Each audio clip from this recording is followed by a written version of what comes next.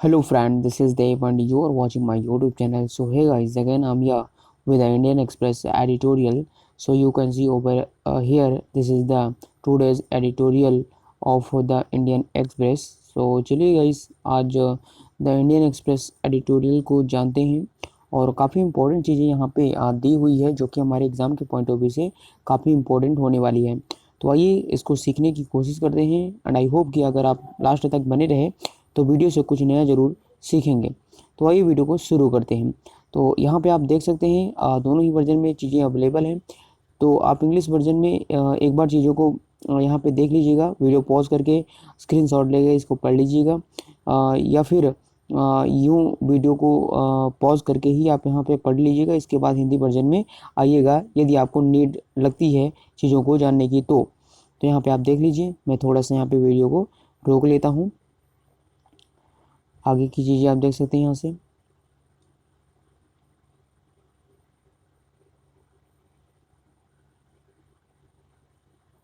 ठीक है, तो चलिए दोस्तों, उम्मीद करता हूँ आपने स्क्रीनशॉट ले लिया होगा और आइए आज हिंदी वर्जन में चीज़ों को समझने की कोशिश करते हैं।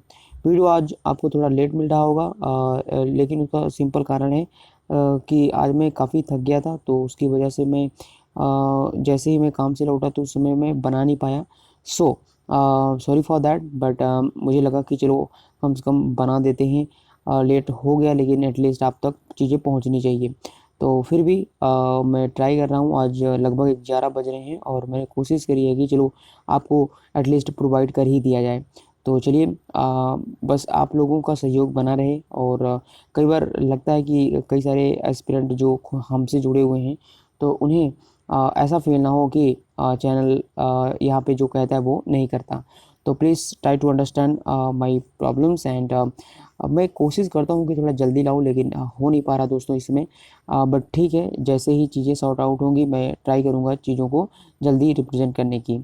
आइए वीडियो को शुरू करते हैं और जानने की कोशिश करते हैं। तो यहाँ पे बात करी जा रही है सबसे अधिक आबादी वाला ये आज ऐसा टॉपिक दिया गया है। वहीं सब टॉपिक की बात करें तो कहा जा रहा है कि संयुक्त राष्ट्र के अनुमान अवसरों और चुनौतियों को रेखांकित करते हैं जिन्हें संबोधित करने के लिए दीर्घकालिक दृष्टि और कल्पना की आवश्यकता होगी। तो इस प्रकार का सब टॉपिक है।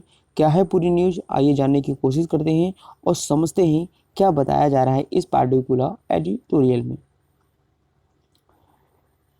तो चलिए देखते हैं। यहाँ पे यूएनपीडी है। तो यूएनपीडी का अनुमान है, यहाँ पे आप देख सकते हैं population division, I think United nation population division है ये। तो ये कुछ चीज़ें कट गई हैं पर कोई नहीं, आइए जानते हैं। यूएनपीडी को याद रखिएगा का अनुमान है कि भारत 19 से 4 साल पहले 2023 में चीन को दुनिया के सबसे अधिक आबादी वाली देश के रूप में बदल देगा। यह चिंताजनक हो सकता है लेकिन एक खतरनाक दृष्टिकोण पुराना होगा। विभिन्न प्रकार के मैट्रिक्स, प्रजनन और प्रतिस्थापन दर, लिंग अनुपात, देश में युवा और बूढ़ों का अनुपात, अंतर क्षेत्रीय असमानताएं, प्रवासन रुझान 1950 के दशक की तुलना में आज की तुलना में कहीं अधिक सूक्ष्म समझ को सक्षम करते हैं। वहीं बात करें तो आगे ये कहा जा रहा है कि जब भारत ने शुरुआत की थी तो जनसंख्या नियंत्रण और कार्यक्रम इस तरह के विश्लेषणात्मक उपकरणों के उपयोग के जनसांख्यिकीय अध्ययनों में महत्वपूर्ण बदलाव किए हैं। अनुशासन ने अपने माल्थसियन मूरिंग्स को पार कर लिया है। यह जनसंख्या वृद्धि को एक चुनौती के रूप में माना जाता है, न कि एक आपात की स्थिति के रूप में। एक ही समय में हालांकि जनसंख्या विस्फोट जैसे शब्द लोकप्रिय बोलचाल में रहते हैं और अक्सर राजनीति वर्ग द्वारा बड़े पैमाने पर और अक्सर चुनिंदा रूप से आसन्न संकट की भावना व्यक्त करने के लिए उपयोग किए जाते हैं। तो देखिए, कहीं ना कहीं यहाँ पे इंडिया के बारे में कहा जा रहा है कि लगभग हमने 2030 तक में ऐसा अनुमान लगाया था कि इंडिया की जो पॉपुलेशन होगी चाइना से भी अधिक हो जाएगी। लेकिन मुझे लग रहा है या फिर ऐसा यहाँ पे बाई रिकॉर्ड बताया जा रहा है कि शायद ये चीज़ें 2023 तक ही हो न जाए। और ये एक चिंता का विषय भी रहेगा क्योंकि भारत जैसे एक ऐसे देश है डेवलपिंग कंट्री में जो एक पॉपुलेशन एक बड़ी समस्या बनी हुई है क्योंकि हमारे पास रिसोर्सेस उतनी मात्रा में अब रह नहीं पाए हैं जितनी नंबर ऑफ पॉपुलेशन हमारे पास है। तो बस उसी से रिलेटेड ये एडिटोरियल है, आप देखते जाएं क्या यहाँ पे एडिटोरियल के जो ऑथर हैं वो क्या चीज़ें यहाँ पे हम सभी को बताने की कोशिश कर रहे हैं। आगे समझते हैं। इस तरह की घोषणाएं परिवार को सीमित करने के लिए जबरदस्ती के उपायों का मार्ग प्रशस्त करती हैं। आने वाले दिनों में नीति निर्माताओं के लिए अच्छा होगा कि वे संयुक्त राष्ट्र एजेंसी के आंकड़ों पर बिना सोचे समझे प्रतिक्रिया न दें। एक सूचित बहस की जरूरत है। यूएन पीढ़ी के अनुसार जनसंख्या स्थिरता प्राप्त करने के लिए एक देश के लिए निरंतर कुल प्रजनन दर, एक महिला से पैदा होने वाले बच्चों की औसत संख्या 2.1 आवश्यक है, यानी कि 2 और या 1।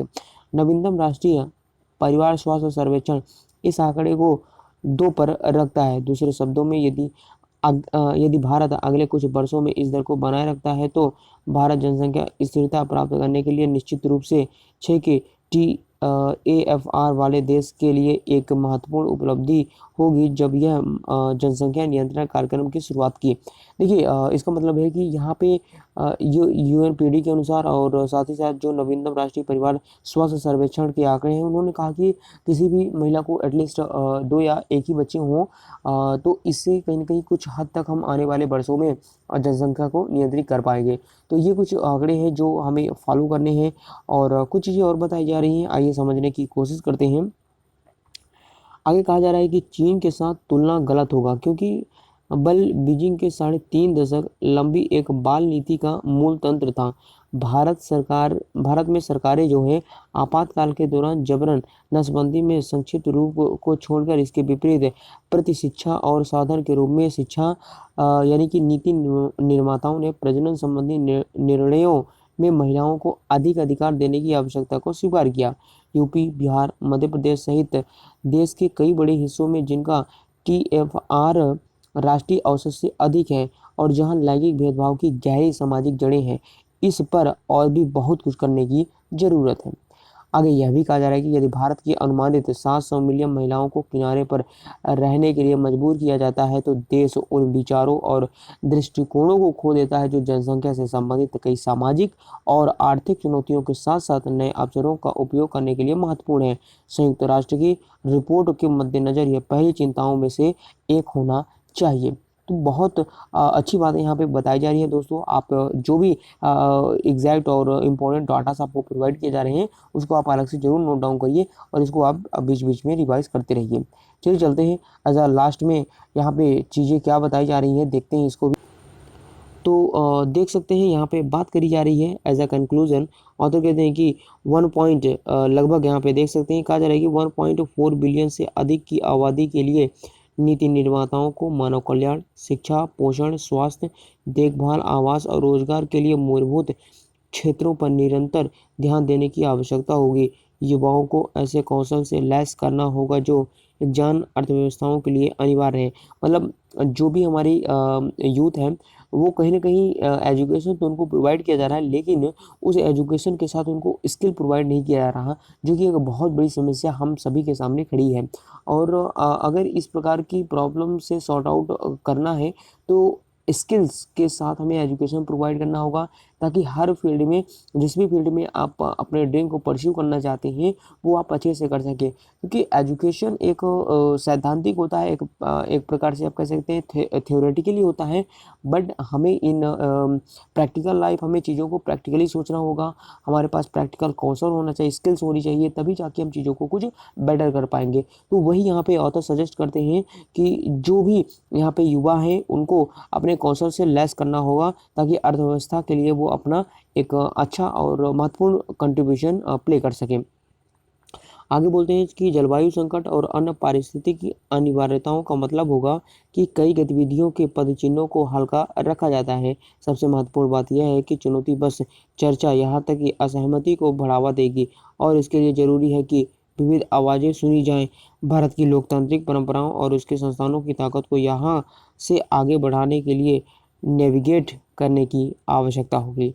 तो यहाँ पे वही एज अ लास्ट में चीज़ों को कंक्लूड करते हुए बताते हैं कि भारत की लोकतांत्रिक परंपरा और उसके संस्थानों की ताकत को यहाँ से आगे बढ़ने के लिए नेविगेट यानी कि उसकी देख रेख करनी की आवश्यकता है, ताकि आने वाले समय में, आने वाले वर्षों में हम इस प्रकार की प्रॉब्लम से निजात पाकर अपने देश को डेवलपिंग कंट्री से डेवलप कंट्री की तरफ बढ़ा सकें।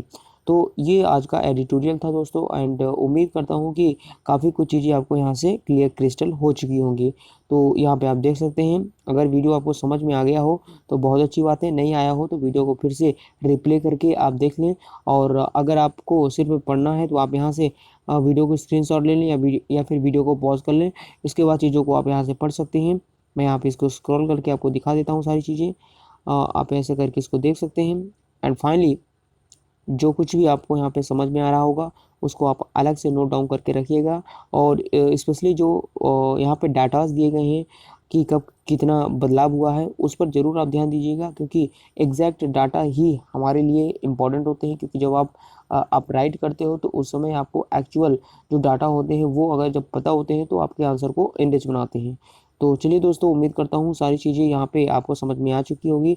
चलिए फिर वीडियो को यहीं पे एंड अप करते हैं दोस्तों। और अगर किसी प्रकार की क्वेरीज, कोई भी क्वेश्चन हो तो आप कमेंट बॉक्स में राइट करिएगा, and I will try to answer you. किसी भी प्रकार का रेलेवेंट क्वेश्चन हो आप हमसे पूछ सकते हैं, एंड मैं कोशिश करूंगा कि आपको जवाब दिया जाए। तो चलिए फिर वीडियो को एंड करते हैं। यदि वीडियो और सीरीज पसंद आ रही है दोस्तों तो वीडियो को लाइक शेयर करिए। यदि नए व्यूअर्स हैं तो चैनल को सब्सक्राइब कर बेल आइकन प्रेस को ऑन कर लीजिए। चलिए मिलते हैं नेक्स्ट वीडियो में। So till then take care and see you. जय हिंद।